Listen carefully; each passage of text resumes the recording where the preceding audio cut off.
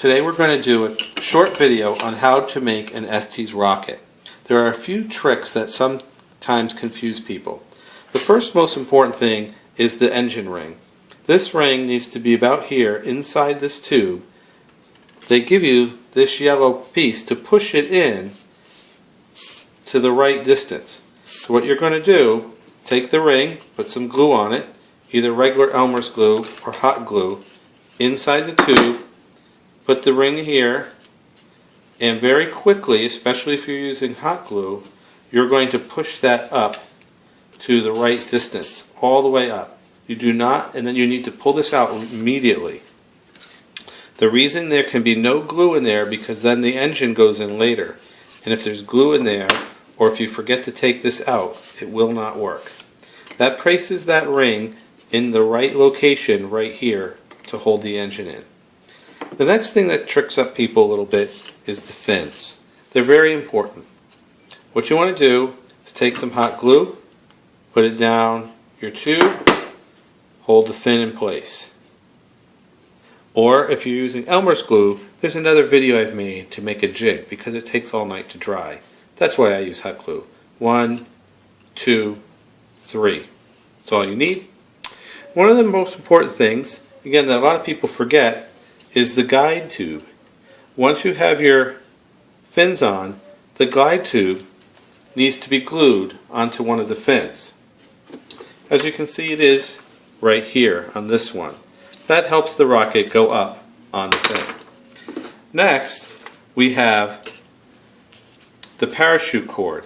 Another thing that trips up some people. The parachute cord needs to be glued down inside the tube. Generally speaking, what we use is a piece of paper. Again, put some glue on the paper, put the cord there, and fold this in half. Now, with that like this, you can put this down inside the tube as far as you can with some glue. Again, do not get glue at the top because the nose cone needs to fit in smoothly, just like the engine on the other end.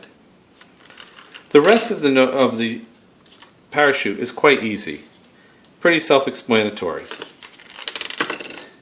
On the nose cone, the little end glues on, the shock cord gets tied on there with a regular knot, and the streamer gets tied to the middle. As you can see on this finished example, the shock cord is glued down inside, it's tied to the nose cone, and here's the streamer. On rocket day, you will get a bag. Inside the bag are going to be your starters and your wadding.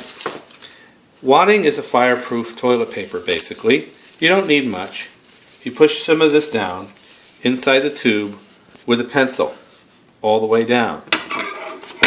Then you roll up your streamer, push it down, all the cords inside, and put the nose cone on. That wadding, that fireproof wadding, prevents the streamer from melting when the engine gives the puff to remove the nose cone. On this end, you're going to put your engine. We would like all the children to start out with an A engine as their first launch. Later on in the day, they can use a B or a C. The A is the least powerful, and that will help them guarantee to get their rocket back that first time. The engine goes in, quite simple. This is the important part. Inside of your package, you will see something like this. These are called igniters. You need to take the igniter, bend it in half, put the little dark spot, which is basically gunpowder, down inside the engine, and you'll have some of these stoppers. Put a stopper inside there and gently push it. Try not to hurt your fins or the very, very delicate igniter. At that point, now you can bring it to the launch pad and we will launch it for you. Do not lose your igniters. There's only so many, and that's why they are in this paper protection here. Do not get them wet. That is our quick video on how to make an Estes rocket. Glue on your fins, glue on your shock cord, glue your motor mount, put on your igniter holder, roll up your streamer, put the wadding in, and you're all set. And don't forget the ever important guide tube. Thank you.